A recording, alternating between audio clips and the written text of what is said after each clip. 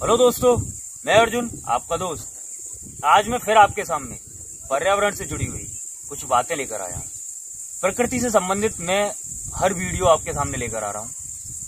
उसमें आपको जानकारी देता हूँ प्राकृतिक संसाधनों की, प्रकृति में उपस्थित हर एक चीज की। आज मैं आपको उसी के आधार पर जो उसके लिए बहुत ही हानिकारक है उसके बारे में आपको जानकारी दूंगा, जो है मोबाइल से निकलने वाले रेडिएशन, घातक रेडिएशन, उसके बारे में मैं आपको जानकारी दूंगा। हमारी दिनचर्या कैसी हो गई है। पहले हम लोगों से मिलते थे, पहले हम रिश्तेदारी में जाते थे घूमने, पहले गांव जाते थे घूमने, लेकिन आजकल क्या करते हैं, आजकल मोबाइल हमारा एक ऐसा दोस्त बन गया है, उसके आगे हमें और कुछ दिखाई नहीं देते, रिश्ते नाते कुछ भी नहीं। समाज में भी हम उठते बैठते नहीं मोबाइल के आगे। छोटे छोटे बच्चे हैं, वो कोई एक्टिविटी नहीं करते हैं, मोबाइल में ही चुपके रहते हैं, मोबाइल में ही खेलते रहते हैं। लेकिन वो कितना घातक है, क्योंकि ये आपने अपने जीवन की दिनचर्या में बहुत ही महत्वपूर्ण स्थान के साथ उपस्थित कर रखा है मोबाइल। क्योंकि मोबाइल से मैं दूर रहना चाहता हूँ, क्योंकि जब मैं आपको कुछ जानकारी दे रहा हूँ तो सबसे पहले मैं उस जानकारी को अपने अंदर भी तो उतारना चाहता हूँ ना। मैं इस प्रकृति से जुड़ना चाहता हूँ, मैं नहीं खोना चाहता मोबाइल की हर चीज।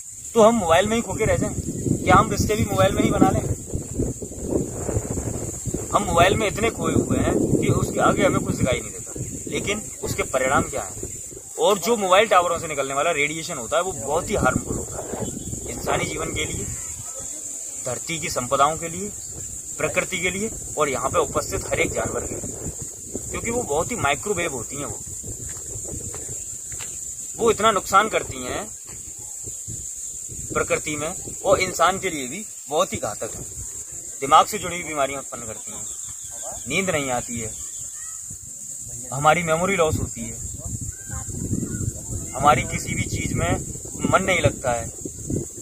सबसे बड़े हम एडिक्टेड हो जाते हैं। जैसे एक शराब पीने वाला अल्कोहल का आदी होता है। लेकिन आप कल्पना कीजिए, क्या ये पहले भी था? क्या इससे पहले जीवन नहीं था? तो आज हम पूरी तरह क्यों डिपेंड हो गए हैं इन पे? मैं आज मोबाइल नहीं लेकर आया हूँ, मेरे पास आज कोई भी मोबाइल नहीं है, क्योंकि मेरे पास किसी का फोन ही नहीं आता। एक इंसान का आता था, लेकिन कुछ दिनों से वो भी नहीं आ रहा। तो मैंने सोचा क्यों लेकर जाऊं मोबाइल, क्या फायदे हैं इसके? कुछ नहीं, काम मेरा वैसे भी चल रहा है। ये अलग बात है, लेकिन मैं आपको बस इतना बताना चाहूंगा कि प्रकृति को हम सहेज के रखें तो ये हमें सहेज के रखेगी। मोबाइल की टावरों से निकलने वाले जो माइक्रोवेव होती हैं, उसने पता नहीं कितने जानवरों को इस धरती से विलुप्त कर दिया है। उसने पता नहीं पेड़ों की कितनी प्रजातियों को मार दिया है। उसने पता नहीं इंसानों में कितनी बीमारियों को जन्म दिया है, जो कि कारण वही है। अब ये आपका चुनाव है कि आप अच्छा चुनते हैं या बुरा चुनते हैं। दोस्तों, हर चीज के दो पहलू होते हैं, एक सही और एक गलत। एडप्ट करना हमारे ऊपर है कि हम सही को चुन रहे हैं या गलत को चुन रहे हैं। मोबाइल से कुछ सुविधाएं हुई हमें, लेकिन कुछ गलत भी हुआ हमारे साथ, बहुत गलत हुआ।